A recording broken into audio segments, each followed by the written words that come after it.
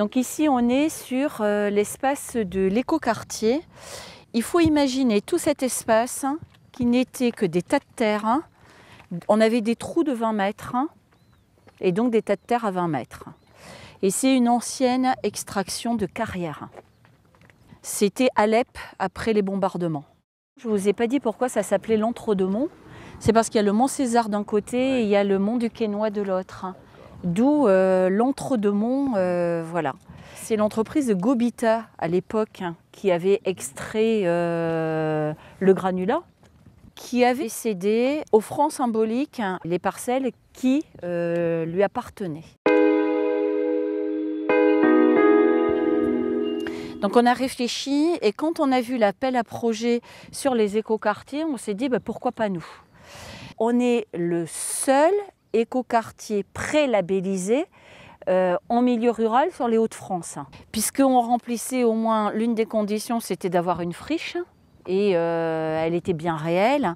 Et ensuite, c'était de réfléchir à l'extension de Bailleul. Ici, vous êtes sur la place publique avec les gabions qui rappelle l'extraction de ce qui s'est passé. Voilà, c'est l'histoire. Là, sur votre gauche, on a le pilier économique qui est le foyer d'accueil médicalisé. Et ici, là, derrière, ici, on accueille des polytraumatisés.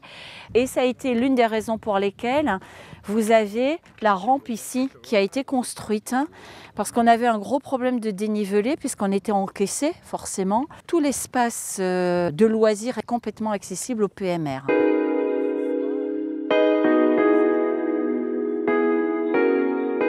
Donc nous nous sommes rapprochés de l'OPAC qui a été intéressé par le projet puisqu'on était à la période où les choses étaient en train de bouger en termes d'aménagement, en termes de développement durable, etc. Sur la première tranche, en accession à la propriété, on tourne autour de 450-500 mètres carrés et on a tout vendu. Donc c'est fini l'époque où les gens demandaient 1000 mètres carrés, c'est terminé.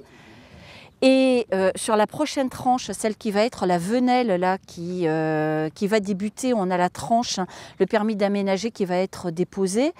On est même sur des 350, à peine 400 mètres carrés. On a, je dirais, 60% de gens de Bailleul ou du coin qui sont venus s'installer ici.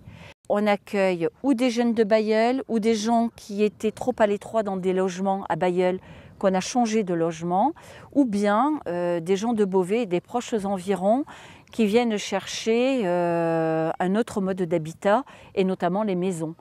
Tous les constructeurs ont été reçus, et on leur a dit, vous êtes dans un écoquartier, vous ne pouvez pas faire n'importe quoi.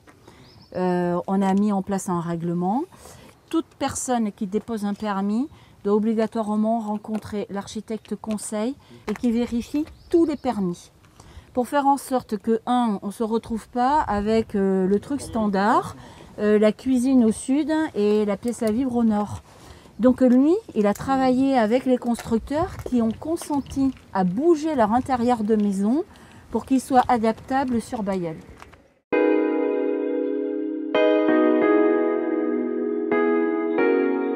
Toutes les eaux pluviales arrivent là-bas, filtrées par tous les bassins que vous avez ici. Toute l'eau est filtrée et renvoyée là-bas, nettoyée sur le réceptacle.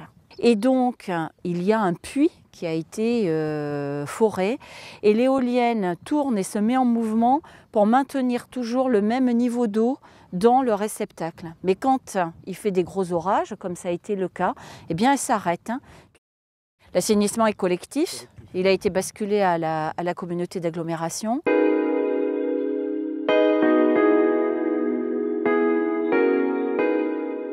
La Venelle, elle, ne sera circulée que par les gens qui rentreront chez eux, mais il n'y aura pas de circulation. On ne sera que sur du piéton, du vélo. Parce qu'il y a des endroits où on va basculer à 30 pour faire concilier les vélos avec les piétons et les voitures. On a aussi une connexion piétonne qui contourne le mont César et qui rejoint la forêt de F-Roimont. Voilà.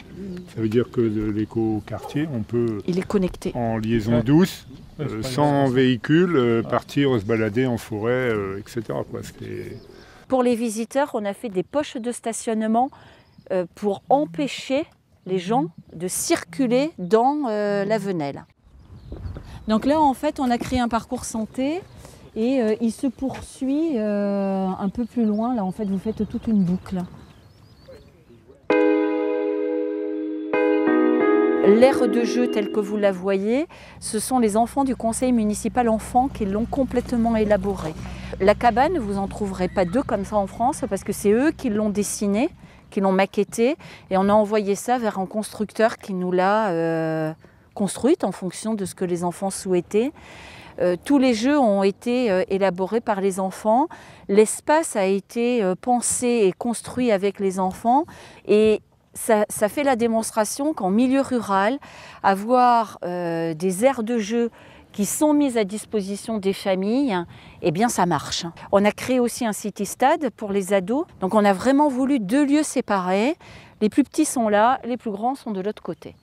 Et on l'a volontairement positionné pas loin de l'habitat parce que ce sont les habitants eux-mêmes qui règlent les problèmes avec les jeunes et les jeunes le respectent.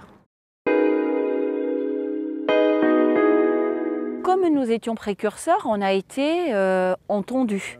Donc on a eu des fonds européens, on a eu des fonds régionaux.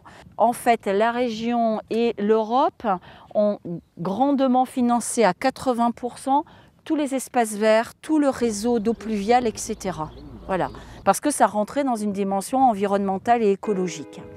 Ensuite, le département a financé tout ce qui était voirie et aménagement public. Et nous, on avait la porte du terrain, puisque le foncier est à nous. Donc on a mis ça dans la corbeille de mariée avec l'OPAC. Et aujourd'hui, c'est l'OPAC qui retrouve sa mise en vendant les terrains.